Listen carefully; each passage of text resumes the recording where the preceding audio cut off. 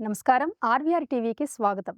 Elevated కారిడార్లతో Hyderabad నగరం అద్భుతంగా మారుతుందని తెలంగాణ సీఎం రేవంత్ రెడ్డి ధీమా వ్యక్తం చేశారు.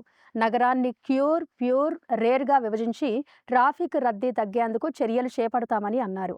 శాసన మండలిలో మాట్లాడిన సీఎం ప్రస్తుతం ఆదాయ మార్గాలు మెరుగుపడటంతో చాలా కుటుంబాల్లో కార్లు పెరిగాయన్నారు. ట్రాఫిక్ రద్దీ వల్లే మెట్రో, ఎంఎంటీఎస్ విస్తరించుకున్నామని, అలాగే కాలుష్యం వెదజల్లే పరిశ్రమలను ఓఆర్ఆర్ దాటి బయటికి తరలిస్తున్నట్టు ప్రకటించారు.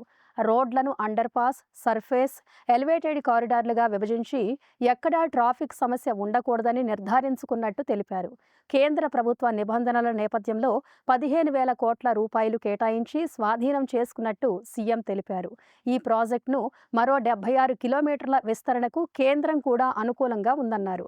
ఈ ఎలివేటెడ్ కారిడార్ల వల్ల దూరం తగ్గించుకోగలుగుతామన్నారు.